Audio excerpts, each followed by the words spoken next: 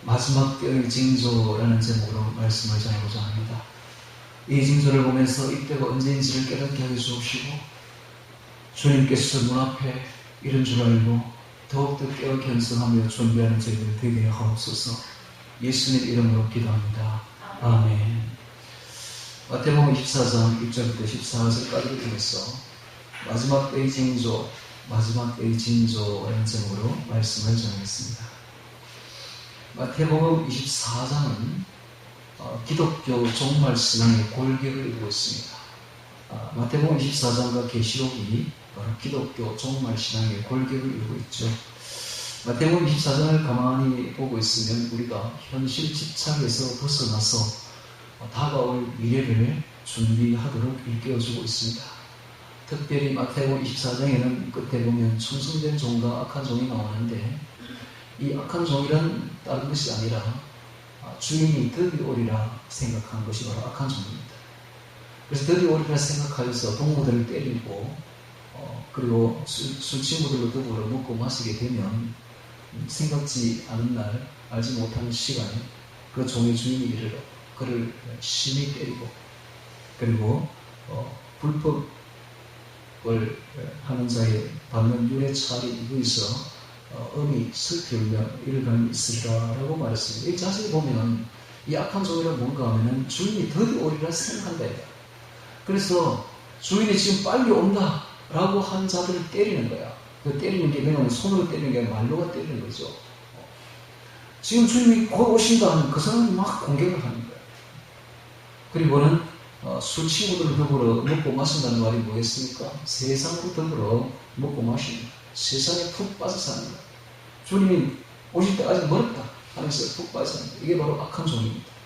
여러분, 좋은 종은 충성된 종은 주인이 곧 오실 줄 알고 곧 오실 줄 알고 항상 준비하며 다가올 미래를 준비하고 현실 집착에서 벗어나서 오직 주님만 바라보고 살아가는 것입니다. 세상이 만만치 않습니다. 세상의 돈, 세상의 쾌락, 세상의 권세, 세상의 물질 이런 것이 결코 만만치 않아요. 주님과 대등해요. 그래서 주님이 드디어 오리라 생각하면 그것을 잡으려고 막 사람들이 아우성입니다. 그러다 보면 주님이 오시면 큰일 납니다. 그러므로 우리는 항상 조그만 방심하고 세상으로 내려갑니다. 항상 경계하고 경책해서 깨어나서 준비해야 됩니다. 준비해서 주님을 바라보는 자가 되라. 이건 24장의 골격입니다. 24장 1절부터 14절까지는 세상 끝의 징조에 대해서 이야기를 합니다. 자, 세상 끝의 징조 한번 성경을 보면서 보도록 하겠습니다. 1절 봅니다. 예수께서 성전에서 나와서 가실 때에 제 아들이 성전 건물들을 가리켜 보이고 나오니 대답하여 가라사대 너희가 이 모든 것을 보지 못하느냐 내가 진실로 너희에게 이르노니 돌 하나 돌리는 안에서 다 무너뜨려. 이게 뭡니까? 자, 이때는 예수님의 마지막 주일 화요일입니다. 이제 며칠만 지나면 십자가에 못 박히는 딱 그 마지막 주일이었죠. 그때에 성전에 들어가서 바리새인과 경론을 하게 되는 게 바로 23장에 나와 있지 않습니까? 23장에 보면 우리 봤죠. 성전 안에서 바리새인들과 경론을 논쟁을 하시고 이제 성전에서 이제 나올 무렵이었습니다. 나올 무렵에 마침 그날 화요일 저녁 무렵이라 황홀이 뉘어지고 있었고 마지막 햇살이 저녁 햇살이 막 지고 있는 그때에 예수님이 동쪽 성전 동쪽 문으로 나오고 동문으로 나오고 있습니다. 자, 이 성전은 바로 헤롯이 주전 BC 20년부터 짓기 시작했어요. 그래서 끝나는 때가 언제냐? 주후 63년에 끝나고 무려 83년 동안이나 이 성전을 거대하게 어마어마하게 지었던 거예요. 대리석을 가지고 어마어마하게 지었어요. 지어서 BC 20년, 주전 20년부터 지었으니까 9년 만에 그 공사 완공을, 그 외형을 끝냈어요. 내부 장식하고, 그 다음에 뭐 여러 가지 하는 일을 계속해서 주 63년에 끝났으니까 주 70년에 다 무너집니다. 이렇게 7년 딱 있다가 다 무너집니다. 완공하고 나니 7년에 있다가 완전히 무너지는데 그게 얼마나 아름다운지 하면 하얀 대리석으로 그냥 성전을 짓고 성벽도 쌓고 그 다음에 그 위에는 도움을 이렇게 했는데 그 도움에다가 황금을 그냥 다 붙였어요. 그리고 동문에 특히 동쪽문은 양문이라 해서 아주 유명한 문인데 그곳에 금으로 장식을 해가지고 지금 딱 예수님이 지나가는 건물에 대해 서강의 반사대가 동쪽문이니까 그냥 반짝반짝하는 게 거의 천국과 같은 그런 이미지를 풍기고 오셨습니다. 그러니까 얼마나 아름답습니까? 그러니까 제자들이 이렇게 말하는 거예요. 제자들이 묻습니다. 이 성전 건물들이 얼마나 아름답습니까? 이 동물이 또 얼마나 아름답습니까? 하고 감탄을 맞이하지 않아서 물어봅니다. 그러자 예수님의 대답이 아주 걸작입니다. 너희가 이 모든 것을 보지 못하느냐? 내가 진실로 너희에게 이르노니 돌 하나도 돌 위에 남지 않고 다 무너뜨리고. 이것은 두 가지로 해석됩니다. 이것은 두 가지로 해석됩니다. 첫째는 역사적으로 딱 이대로 이 말씀대로 이루어지는데 AD 70년에 티투스, 로마 티투스 한 분이 와가지고 이 성전을 무너뜨렸는데 그때 어떤 소문이 들었냐 하면은 이 성벽 속에 돌이 이제 큰 돌들이 쌓아놨는데, 석축을 쌓았는데 그 석축 사이사이에 금을 집어넣었다. 유대인들이 금을 거기다 숨겨놨다라는 소문이 우리들한테 확 돌았던 거예요. 실제가 또 그렇고, 실제가 당시에 금을 보관할 데가 없으니까 그런 발 속에다가 이렇게 은밀하게 자기만 알게 이어놓았던 거예요. 그러니까는 그걸 갖다가 전부 무너뜨린 거예요. 전부 무너뜨려서 금을 다 수거했던 사건이 있습니다. 이게 바로 돌 위에 돌 하나도 남지 않고 다 무너뜨린 사건입니다. 자, 이것은 이제 영적으로 해석이 되는데, 성전은 이스라엘 백성들이 생각하던 성전은 건물 성전만 생각했어요. 건물 성전. 근데 지금 진짜 성전에 오신 거예요. 진짜 성전은 바로 예수님이십니다. 그래서 진짜 성전이 왔으니까 건물 성전은 무너져야 되는 거예요. 무너지지 않으면 안 되는 거예요. 진짜 성전이 왔으니까 건물 성전이 무너져야 되는 거예요. 자, 이것을 확대 해석하면 예수님은 곧 우리의 표상입니다. 우리 몸이, 우리 심령이 성전이에요. 그래서 우리 몸이, 우리 심령이 성전이기 때문에 건물 성전은 크게 의미가 없는 것입니다. 이걸 확실히 해야 되는 거예요. 그래서 건물 성전에다가 막 돈을 투입을 하고 마음을 투입을 하고 거기다 모든 걸 올인하게 되면 큰일 납니다.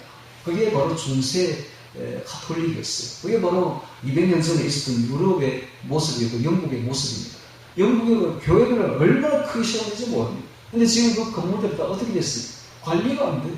전부 다 팔려나가고 있습니다. 이슬람 사원으로 팔려나가고 술집으로 팔려나가고 이 판국 관리가 안 돼요. 얼마나 건물들 크게 지었는지. 그러니까 그 결론은 뭡니까? 우리 마음속에 있는 심령의 성전이 중요한 것이지 외형적인 건물 성전은 중요하지 않다는 겁니다. 이게 아무것도 아니라는 거예요. 그래서 내 마음속에 중요한 것은 내 마음속에, 내 심령 속에 주를 모습, 이게 정말 중요하다는 거죠. 이것이 진짜 성전이라는 것이죠. 오늘 우리가 주의 말씀과 주의 성령으로 우리 마음을 채워서 우리 몸이 성전이 되어가야 됩니다. 할렐루야. 우리 마음이 성전이 되어가야 돼요. 이게 중요한 겁니다. 자, 진짜 성전이 오셨으니까 가짜 성전인 이 성전은 무너져야 되는 것입니다. 이것이 AD 70년에 일어났던 일이죠. 그래서 예수님이 이렇게 말합니다. 너희가 이 모든 것을 보지 못하느냐? 내가 진실로 너희에게 이르노니 돌 하나도 돌 위에 남지 않고 다 무너뜨리리라. 실제로 이 말씀대로 돌 하나도 돌 위에 남지 않고 어떻게 그렇게 무너졌을까요? 누가 시켜서 그런 것처럼 돌 하나도 돌 위에 남지 않고 다 폐허가 되어버린 채로 거의 2000년을 가게 됩니다. 마크 트웨인이라는 극작가가 1800 몇 년도인가 1900 몇 년도인가 하여튼 그곳을 방문했을 때였습니다. 아무도 살지 않은 황량한 예루살렘을 보고 이곳은 아무도 살지 않는다고 기록을 했어요. 그러던 것이 1948년 5월 14일 이스라엘이 나라가 수립되면서 새롭게 예루살렘이 건립되게 되죠. 근데 그때까지 이제 무너지지 아니하고 남아있었던 성벽이 있었는데 지금 예수님이 말했던 것은 동쪽 성벽 쪽이었어요. 동문이죠.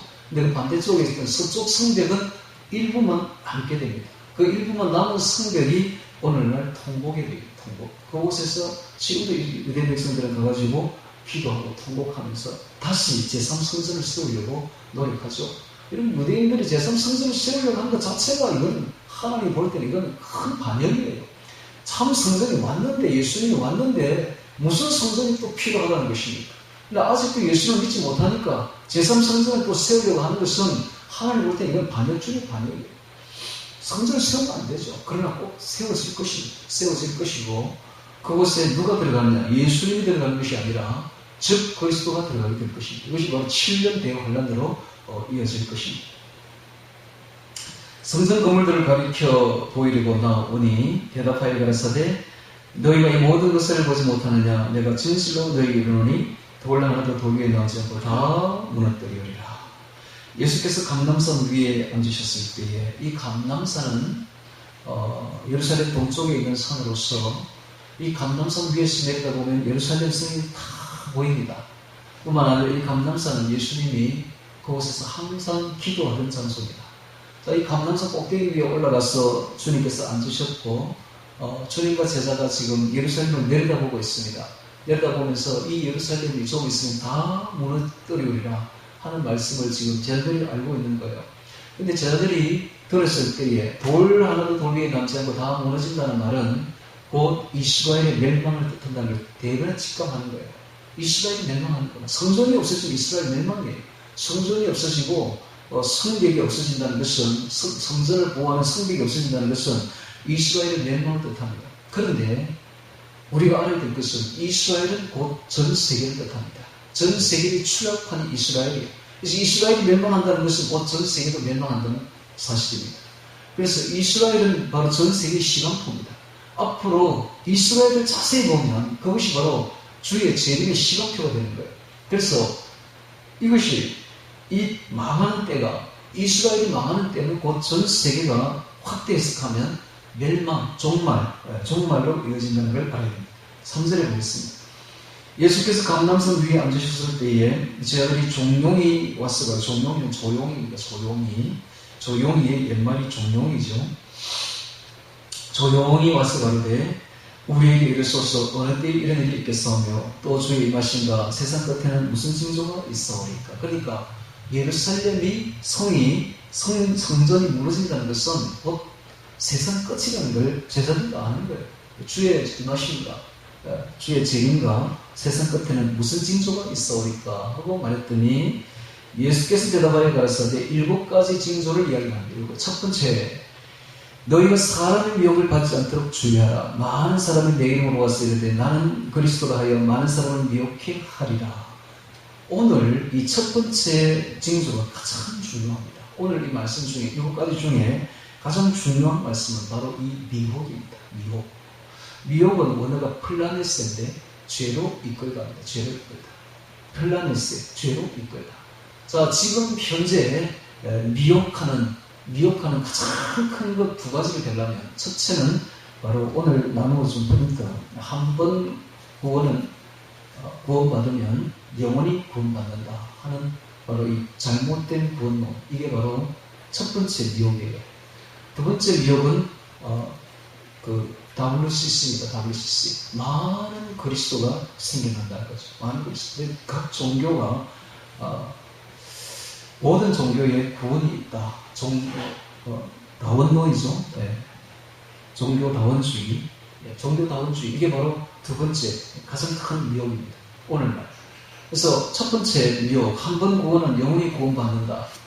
이거 뭐 제가 읽지는 않겠습니다만 길어서 한번 가서 한번 보세요. 이게 중요한 것은 대부분의 기독교인들이 어떻게 생각하느냐. 한 번 구원받으면 영원히 구원받는 줄로만 알고 있어요. 자, 이것이 바로 어디서 시작되는가? 이게 바로 칼빈으로부터 시작된 교리입니다. 특히 칼빈이죠. 칼빈의 예전론으로부터 시작된 그 교리가 한 번 구원받으면 영원히 구원받는다입니다. 그래서 지금까지 수많은 기독교인들을 지옥으로 보낸 장본인이 바로 칼빈입니다. 한 번 구원받으면 영원히 구원받는다. 이 교리가 마귀 교리인데 이것이 수많은 기독교인들을 보냈다는 거예요. 이것은 아주 쉬운 거예요. 구원이 너무 쉽다는 거예요. 한 번 구원받으면 끝이라는 거예요. 어떤 죄를 지어도 상관없이 구원받는다. 이것은 그리스도인으로 하여금 얼마나 쉽게 만드는지 몰라요. 어려운 신앙생활에 너무 쉬운 신앙생활. 완전히 큰 문이야. 좁은 문이 아니고 완전히 큰 문이야. 한 번 구원받으면 영원히 구원받는데 어떤 죄를 지어도 아무 상관이 없는 구원하고 상관이 있고 상관과 상관이 있다고 하는데 얼마나 편합니까? 이건 너무 편해요. 이게 바로 플라니스입니다. 이게 바로 죄로 이끄는 구원론이다. 근데 진짜 그럴까요? 진짜 그럴까요? 이것은 사람이 지어낸 구원론이에요. 진짜 구원론은 마태복음입니다. 마태복음 한번 보세요. 진짜 그럽니다. 완전히 상반됩니다. 특히 마태복음 7장에 주여 주여 하면서마다 다 천국에 들어갈 것이 아니라 하늘에 계신 내 아버지 뜻대로 행하는 자를 들어가라. 그날에 많은 사람이 이르러 나더러 이르되 주여 주여 우리가 주의 이름으로 신자 노릇하며 주의 이름으로 귀신을 쫓으며 주의 이름으로 많은 권능을 행치 아니하였나이까 하리니 그때 내가 저에게 밝히 말하되 내가 너희를 도무지 알지 못한 이 불법을 행하는 자가 내게서 떠나가라 하리라. 그날에 많은 사람이 나더러 성경에서 많다는 사람 어마어마하게 많다는 거예요. 어마어마한 거의 대부분의 기독교인들이 다 그렇다는 겁니다. 다 그렇다는 거예요. 왜? 이 교리 때문에 한 번 구원받으면 영원 구원받는다. 이 교리 때문에 제가 지금 이렇게 말하면 지금 대부분의 기독교인 학자들이 나보고 이단이라고 말할 거예요. 네, 그렇게 해도 괜찮아. 우리 주님도 이단이라는 소리 들었는데 괜찮아. 중요한 것은 저는 사람의 거리에 치우치지 않습니다. 저는 확실히 주님의 음성을 듣고 주님 성령으로부터 거듭났기 때문에 누가 뭘 해도 움직이지 않습니다. 저는 오직 주님만 바라보고 주의 말씀만 보고 가지 주의 말씀 외에는 가치를 두지 않습니다. 저 공부할 만큼 했어요. 예. 제가 사람들이 학자들의 말에 흔들릴 사람이 절대로 아닙니다. 저는 늦게 구원받았어요. 그러니까 제가 흔들릴 사람이 아니라고. 제가 신학교를 나왔지만 신학의 교수들이 한 말에 제가 흔들리지 않습니다. 저는 오직 양으로서 주의 음성만 따라갈 뿐인 거예요. 저는 마태복음 보니까 이 틀렸다는 거예요. 이 교리 틀렸어. 마태복음을 따라가야 돼. 주의 음성을 따라가야 돼. 주의 음성은 곳곳에서 무섭습니다. 두렵습니다. 울며 이를 갈미 있으리라. 바깥 어두운 데 쫓겨나 울며 이를 갈미 있으리라. 그런 말이 계속 나오지 않습니까? 그것이 누구 보고 하는 말입니까? 불신자 보고 하는 말이 아니에요. 믿는 자 보고 하는 말이에요. 잘못 믿은 자, 잘못 신앙생활 하는 자 보고 엄중하게 말합니다. 지옥으로 들어갑니다. 너의 손이나 너의 발이 범죄하거든 찍어내어버리라. 한 손으로 영생에 들어가는 것이 불구장 주특발으로 영생에 들어가는 것이 두 손과 두 발을 가지고 영원한 불에 던지는 것보다 나으니라. 내 눈이 내 오른 눈으로 범죄하거든 떼어내버리라. 한 눈으로 영생에 들어가는 것이 두 눈을 가지고 지옥불에 던지는 것보다 나으니라. 엄중한 말씀들이 울려 퍼지고 있습니다. 그런데 지금 이건 뭐라고 합니까? 한 번 구원은 영원 구원 받는다. 이 말은 뭐라고 말합니까? 한 번 구원 받으면 끝났으니까 다시는 지옥에 가지 않으니까 천국 가니까 천국 이미 따놓은 당상이니까 죄 지어도 괜찮다. 플라니스입니다. 죄로 이끈답니다. 죄로 이끈다. 플라니스. 이 말은 미혹입니다. 미혹. 여기에 빠지면 안 됩니다. 이 말은 제가 지금 하는 말은 나중에 이제 천국 가보면 알아요. 지금은 제가 하는 말이 얼마나 중요한 말인지는 감이 안 잡힐 겁니다. 나중에 천국 가보세요. 어떻게 되나요? 아니 그렇게 수없이 많이 믿던 기독교인들이 다 지옥에 가 있네. 천국 가서는 별로 없어요. 얼마나 중요한 말인지 모릅니다. 오늘 우리가 신앙생활을 똑바로 해야 돼요. 주의 주기도문만 자세히 보세요. 하늘에 계신 우리 아버지의 이름이 거룩히 이름을 받으시오. 하나님 이름만 거룩히 이름 받는 게 아닙니다. 하나님 이름이 거룩히 이름 받으면 우리가 거룩해져야 돼요. 우리가 거룩해야 우리한테 이름이 와 있기 때문에 하나님 이름이 거룩히 이름을 받는 겁니다. 하나님 이름이 거룩히 이름을 받으시옵니다. 뜻이 하늘에서 이룬 것 같이 땅에서도 이루어지리라. 뜻이 하늘에서 이룬 것 같이 땅에서 내게 이루어지리. 내게도 이루어지리. 하나님의 거룩한 뜻이 내게도 이루어주소서. 이런 뜻입니다. 나라가 임하옵시니라. 나라가, 하나님 나라가 내게 임하옵시니. 내게 임하는 거예요. 하나님 나라가 내게 안에, 내 안에 하나님 나라를 이루게 하여 주옵시며 하나님의 이름이 거룩히 임을 받으시옵니다. 뜻이 하늘에서 이룬 것 같이 내 안에서도 주의 뜻이 이루어지게 하옵소서. 이게 바로 주기도문 아닙니까, 여러분? 어떻게 한 번 구원받으면 영원히 구원받습니까? 얼마든지 지워줄 수 있습니다. 생명책에 기록된 이름은 얼마든지 흘려줄 수 있습니다. 우리 하기 바랍니다. 오늘 우리가 어떻게 결정하고 어떻게 의식을 가지고 어떻게 신앙생활을 하느냐에 따라서 얼마든지 생명책에 기록된 이름은 흘려줄 수도 있고 다시 살아날 수도 있는 겁니다. 절대로 한 번 구원은 영원 구원 아닙니다. 여러분. 두렵고 떨림으로 우리 구원을 이루어 나가야 됩니다. 할렐루야. 그 이야기가 마태복음이에요. 마태복음은 보지 아니하고, 마태복음은 외우지 아니하고, 마태복음은 암송하지 아니하고, 오직 잘못된 신학자들이 했던 그 말을 따라갑니다. 왜? 쉬우니까. 너무 쉽거든. 그러니까 오늘날 기독교인들의 신앙이 이 모양, 이 꼴인 것입니다. 세상에서 욕을 받습니다. 기독교인들은 아주 못된 것은 도덕도 없는, 돈만 아는 수준노 정도로만 아는 거예요. 말 많고 행함 없고 수준노 이렇게 딱 인식이 바뀐 거 아닙니까? 어떻게 그렇게 돼버렸습니까? 행함이 없으니까 딱 바리새인하고 똑같은 거예요. 너희는 그의 행함은 본받지 말라. 저희는 말만 하고 행치 아니하면. 또 무거운 짐을 묶어서 사람을 얻기 위해 지어보면 자기는 한 손가락으로도 움직이려 하지 않아요. 오늘날 기독교인들 모습. 말은 잘한다, 말은 잘한다. 그런데 한 손가락으로 움직이고 하나도 행함이 없네. 이게 오늘날의 기독교인들의 대체적인 모습, 다 그렇다는 거 아니고 대체적인 모습입니다. 오늘 우리는 절대로 그런 신앙생활을 해서는 안 됩니다. 미혹을 받지 말아야 됩니다. 두 번째 미혹은 다블시스입니다. 이 다블시스는 모든 종교의 구원이 있다. 종교다원주의. 구원이 모든 종교에 있다는 것. 즉, 모든 종교에 그리스도가 있다는 것. 많은 그리스도가 있다는 것. 불교도 붓다가 그리스도고, 이슬람도 마호멧이 그리스도고, 뭐 이런 식으로 전부 종교에 그리스도가 있다. 그러니까 모든 종교를 인정하자. 종교를 비난하지 말자. 말은 좋지. 말은 청산유수지. 근데 그 모든 것이 다 플라네스의 죄로 이끈다. 미혹이에요, 미혹. 마귀의 미혹이에요. 마귀가 보통 놈 줄 압니까? 아주 강력한 스스로 가장해가지고 오늘날 그렇게 해서 많은 사람들을 미혹으로 이끌고 있습니다. 그래서 우리나라의 거의 대부분의 교회들이 다 WCC로 이끌려 가버렸습니다. 미혹이죠, 미혹. 구원은 오직 하나, 예수님밖에 없습니다. 할렐루야. 내가 곧 길이요 진리요 생명이니 나로 말미암지 않고는 아버지께로 올 자가 없느니라. 주님 외에는 구원 없습니다. 여러분. 주님 외에는 일체 구원 없습니다. 오늘날 많은 사람들이 미혹을 받습니다. 플라네스입니다. 이것이 바로 마지막 때의 징조입니다. 오늘 우리는 이런 일이 벌어지거든 주님께서 올 때가 다 됐다. 주님께서 문 앞에 와 있구나 하는 것을 깨달아 알아야 됩니다. 자, 다시 성경을 보도록 하겠습니다. 예수께서 대답하여 가라사대 너희가 사람의 미혹을 받지 않도록 주의하라. 많은 사람이 내 이름으로 와서 이르되 나는 그리스도가 하여 많은 사람을 미혹하게 하리라. 자, 이런 미혹이 플라네스 제로 이끄는 미혹들이 마지막 때의 주 특징, 저 1번에 나오죠. 주 특징이 될 것이다. 바로 오늘날 우리가 살고 있는 이 시대가 바로 그런 시대입니다. 자, 두 번째 보도록 하겠습니다.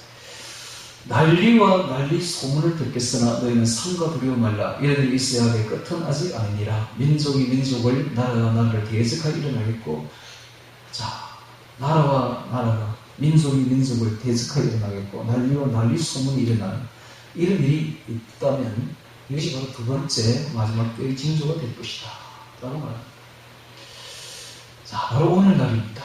여러분, 오늘날 무기 경쟁에 전체 세계가 그냥 올인하고 있는 듯한 느낌을 줍니다. 우리나라도 지금 계속 급속히 무기를 만들고 있고, 난리와 난리 소문이 지금 우크라이나, 지금 러시아 들리고 있습니다. 민족이 민족을, 나라가 나라를 대적하는 일이 벌어지고 있습니다. 점점 앞으로 이런 전쟁의 소문은 더할 것이요. 자, 이런 일이 일어나거든 바로 이어지는 게 기근입니다. 기근. 세 번째, 기근. 지금 바로 기근이 이어집니다.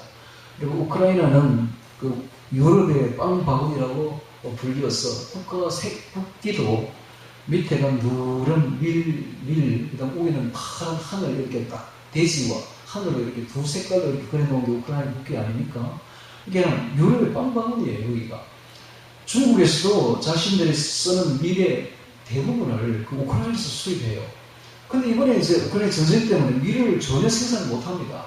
그러니까 젤렌스키 대통령이 명령 내리기를 수출 안 돼, 밀 수출 안 돼, 이랬습니다. 그러니까 죽을 나라가 지금 중국이에요. 중국뿐만 아니라 유럽입니다. 온 세계가 밀이 없어서 지금 난리가 났어요. 기근이 갑자기 전쟁을 통해서 찾아오고 있습니다. 우리나라는 쌀을 주식으로 하니까 크게 뭐 문제가 없습니다만, 밀을 주식으로 하는 나라는 갑자기 밀 가격이 폭등하고 있는 그런 시대에 우리가 있는데, 계시록에 보면 이 밀 가격이 얼마나 오르느냐, 앞으로 쌀 가격이 얼마나 오르느냐, 무려 16배, 8배에서 16배까지 뛴다라고 되어 있습니다. 그러니까는 앞으로 식량 값이 굉장히 뛸 조짐이 보이고 있습니다. 뿐만 아니라 중요한 것은 앞으로 이 마지막 때에 일어날 이 적그리스도 세력들이 식량 메이저가 돼가지고 식량을 딱 착취를 합니다. 그래서 식량을 공급하지 않습니다. 그래서 조건을 딱 거는데, 먹고 살려면은 포받아. 용용용 짐승표 받아라. 용용용 짐승표 받은 사람에 한해서 식량을 공급하겠다. 이렇게 딱 나올 겁니다. 우리가 다른 건 몰라도 식량에 딱 목줄을 잡히면은 반드시 굴복하게 돼 있어요. 그래서 그들은 온 세계 사람들을 양으로 생각합니다. 자기들은 목자들이고 짐승으로 보는 거죠. 이 짐승들은 얼마든지 우리를 요리할 수 있다. 그래서 한번 실험해봤는데 그게 바로 백신이었어요. 이번에 딱 해보니까 70%가 말을 듣거든. 그러니까 대성공을 거둔 겁니다. 아, 말 듣는구나. 이 바보들이 말을 듣는구나. 딱 대성공을 거둔 거예요. 그래서 이제 다음은 식량을 가지고 목줄을 잡을 겁니다. 그러면 오늘날 이 말을 들은 우리들은 어떻게 해야 될까? 우리는 요셉의 지혜를 배워야 됩니다. 7년 풍년 때에 식량을 비축해서 7년 기근을 대비했던 요셉의 지혜를 우리가 배워야 돼요. 지금 식량을 비축해야 됩니다. 지금. 또 어떻게 비축하는가? 우리 교회는 이미 지금 몇 년 전에 비축 다 해놨어요.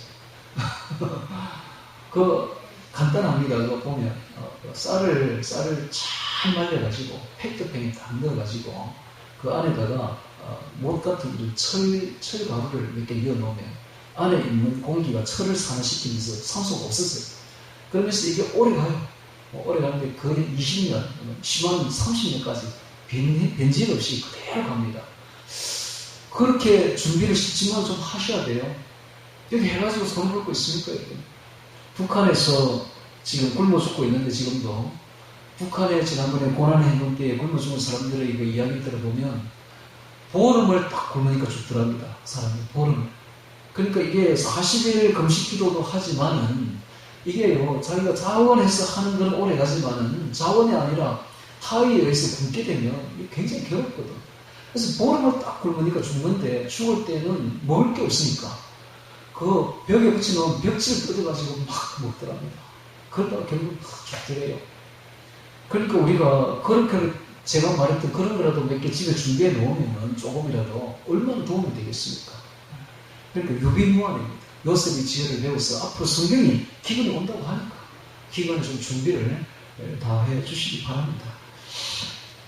기근과 지진이 있으니 지진에 대해서는 제가 말하지 않아도 갈수록 강도가 세지고 빈도가 높아진다는 것을 여러분이 체험하고 있을 겁니다.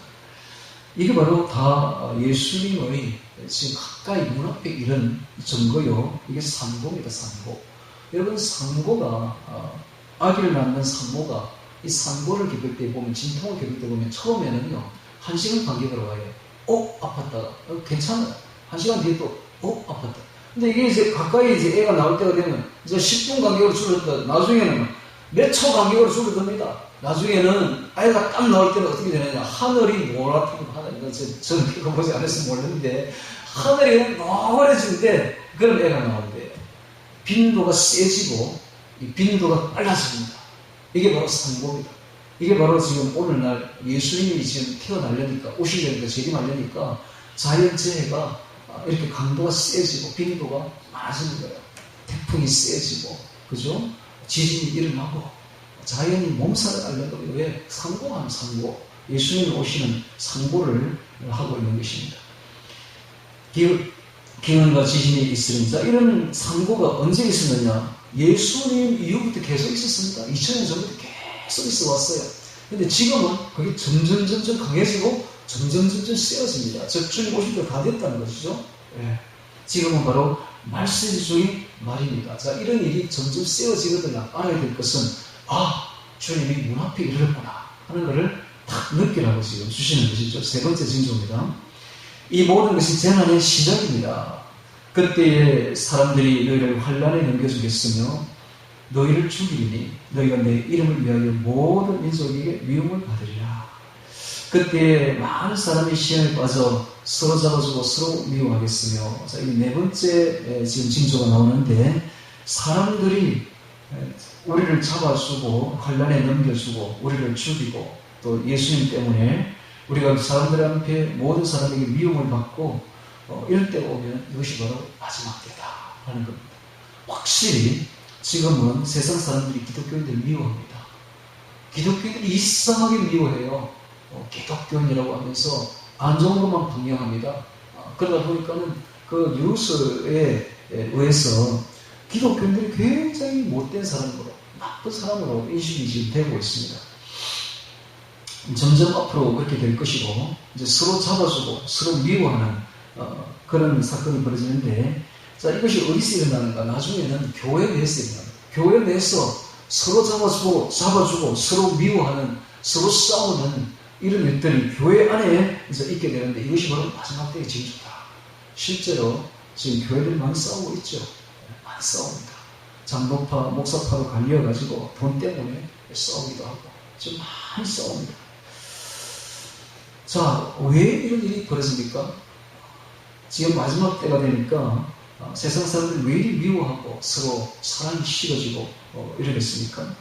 자, 그다음에 이제 또 다른 11절 봅니다. 다섯 번째, 거짓 선지자가 많이 일어나 많은 사람을 미혹하게 하겠으며, 거짓 선지자가 많이 일어나서 많은 사람을 미혹하게 하겠으며, 거짓 선지자가 많이 일어나는 것이 바로 마지막 때의 증거입니다. 그들의 특징은 탁월한 언변입니다. 탁월한 언변. 저같이 이렇게 말주변이 없는 이런 게 아니라 아주 그 스펙이 아주 굉장하고, 거짓 선지자의 특징이, 그다음 언변이 아주 탁월한 언변. 네. 신기한 능력. 여러분, 신기한 뱀고치게 하는 사람, 신기한 능력, 하늘에서 불이 떨어지고 신기한 능력, 탁월한 언변. 그러나 그 결국은 불의한 재물을 착취합니다. 사람들, 그게 바로 거짓 선지자의 특징이에요. 이들의 특징은 영혼을 사냥하는 자들, 영혼을 사냥. 그들의 특징은 항상 끝에 가면 불의한 재물을 착취합니다. 자기 교회를 자녀에게 세습합니다. 불의한 재물을 착취합니다. 그들의 마음은 재물에 있습니다. 탁월한 언변, 신기한 능력, 그다음 굉장한 스펙, 이런 걸 이용해서 거짓 선지자들이 특징은 자기를 드러냅니다. 항상 자기의 모든 걸 사람에게 보이려고 합니다. 하나님께 보이려고 하는 게 아니라 자기의 모든 걸 사람에게 보이려고 하고, 사람으로부터 존경을 받고 사람으로부터 인기를 얻으려고 합니다. 그들의 특징입니다. 이게 바로 거짓 선지자들입니다. 그들의 영혼을 사냥하는 자들입니다. 이리들이죠. 양의 탈을 쓴 이리들. 양의 탈을 쓴 이리들이 실제로 이스라엘에 있었다고 하는데요. 이 이리들이 보통 머리 좋은 게 아니에요. 양의 가죽을 뒤집어 쓰고 온대요. 그거 들어온대요. 양의 가죽을 뒤집어 쓰고 하룻밤에 들어와서 양 300마리를 잡아 죽인답니다. 이리들이. 대단하지 않습니까? 이 양의 탈을 쓴 이리들이 거짓 선지자들인데, 이런 것들이 교회 안에 들어오면 교인 300명을 잡아먹습니다. 영혼을 잡아먹습니다. 하룻밤에. 주의해야 돼요. 거짓 선지자를 주의해야 됩니다. 여러분, 거짓 선지자인지 참 선지자인지를 구분하려면 앞에 강단에서 말하는 사람이 자기를 내세우는지, 자기 주장을 하는지, 아니면 자기를 죽이고 예수님을 내세우는지를 보면 됩니다. 예수님만 혹시 내세우고 자기를 자꾸 낮추고 자기를 죽여버리려고 하는 사람이 있으면 그것은 참 선지자예요. 참 예수님을 전하는 사람이고, 예수님은 다 없애버리고 그 모든 영광을 자기가 다 받아버리고 자기가 자기를 막 내세우려고 하는 사람이 있으면 그건 거짓 선지자들입니다. 그들은 사람의 인기를 얻으려고 하고 자기의 모든 걸 사람에게 보이려고 하며, 그 결국은 불의한 재물을 착취하는 데 있다는 걸 알아야 됩니다. 그 결국은 성도들의 영혼을 사냥하는 자들입니다. 거짓 선지자를 주의해야 돼요. 거짓 선지자가 많이 일어나 많은 사람을 미혹하게, 많이 일어나, 이게 성경에 많다고 하면 엄청나게 많은 거예요. 엄청나게. 대부분의 교회들이 다 이렇게 된다. 대부분의 교회들이 다 거짓 선지자들이 다 있게 될 것이다. 이런 이야기. 참 불행한 시대에 우리가 서 있는 마지막 때는 바로 이런 시대입니다. 대부분의 교회들이 거짓 신자가 다 차지하고 있습니다. 그 거짓 신자들은 특히 작은 교회를 못해요. 작은 교회는 이윤이 별로 없거든, 이득이 없거든. 그러니까 항상 큰 교회를 노립니다. 큰 교회에 잠입해 들어갑니다. 우리 교회는 오라 해도 오지도 않아요. 그 작은 교회를 다니면 끝까지 하는 그 사람들이 진짜 선지자들, 참 선지자들이요. 참 주의 종들입니다. 아무 의문이 없잖아. 의문이 없어도 오직 주의 말씀에 이끌려서 끝까지 주의 십자가 들고 있는 그 사람들이 참 주의 종들이죠. 큰 교회를 조심해야 돼, 지금은 큰 교회를 조심해야 돼.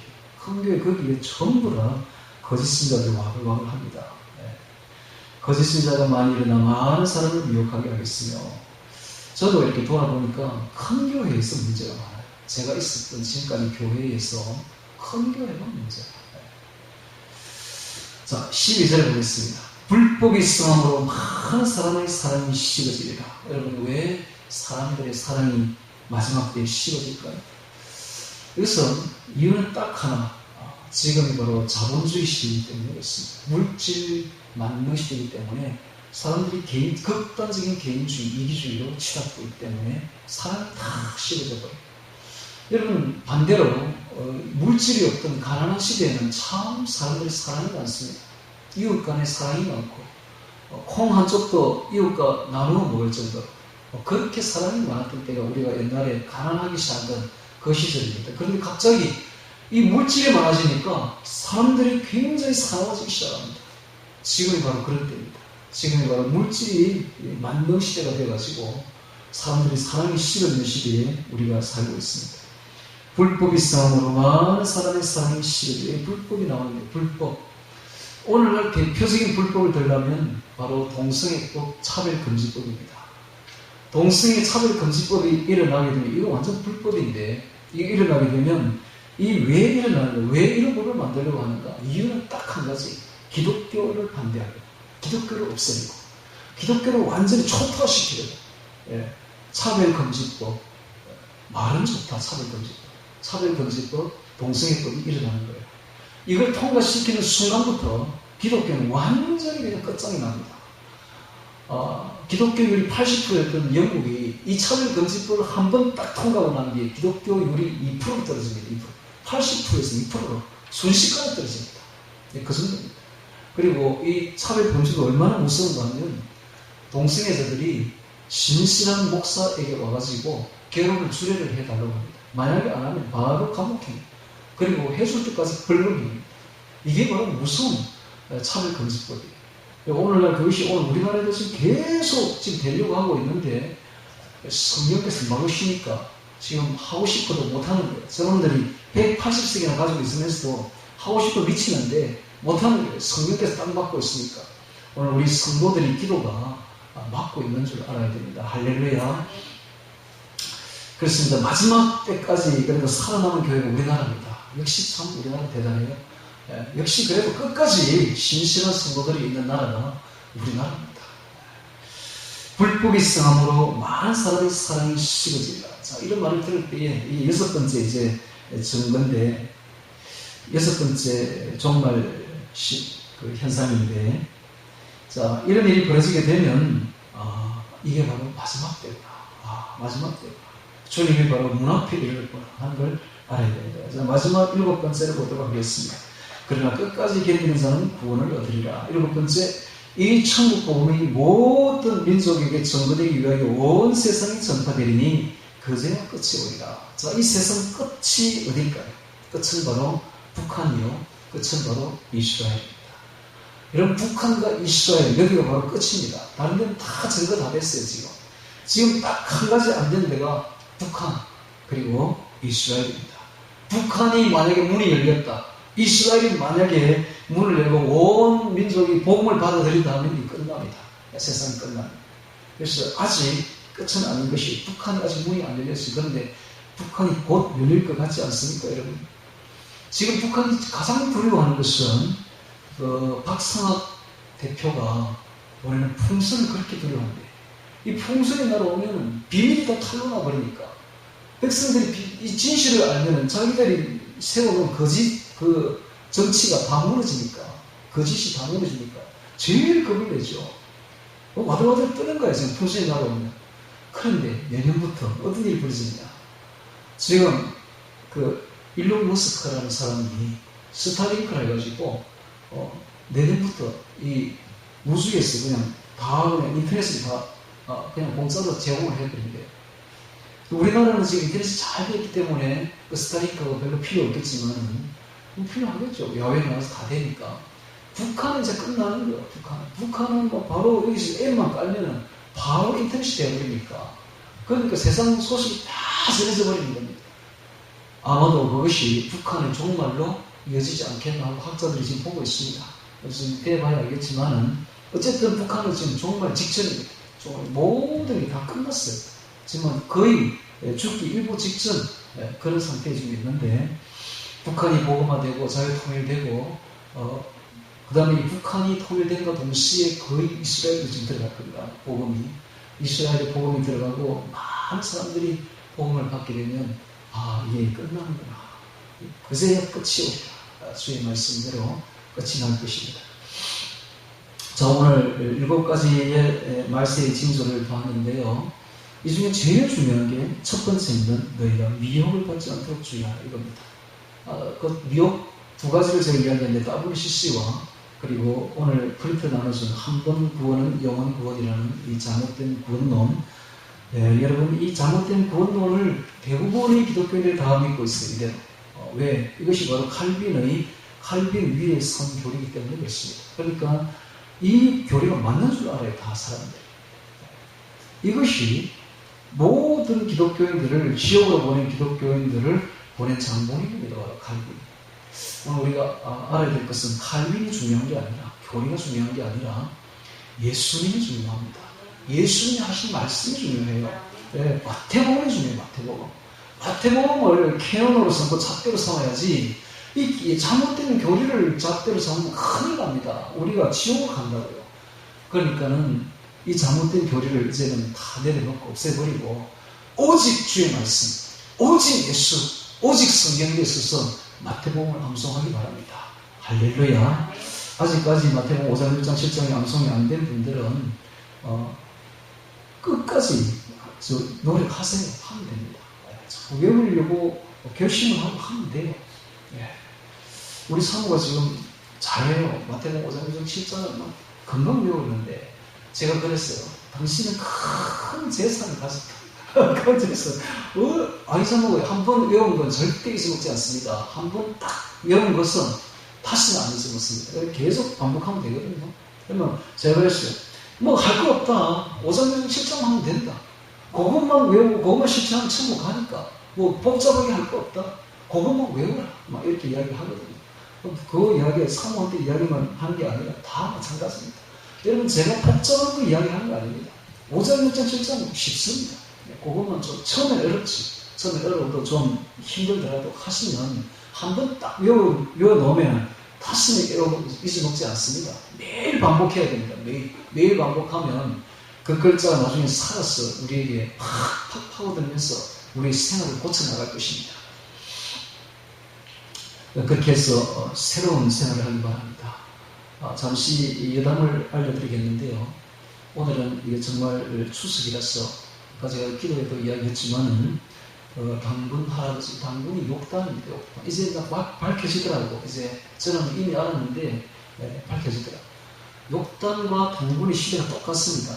똑같고 넘어온 욕단이 토레이 박사가 그게 바로 당군이다 라고 이야기했는데, 이 당군이 넘어와서 우리나라를 세웠고 욕단이 그리고 백두산의 천재를 지냈던 때가 바로 추석입니다. 10월 3일 개천절 지내고 있죠.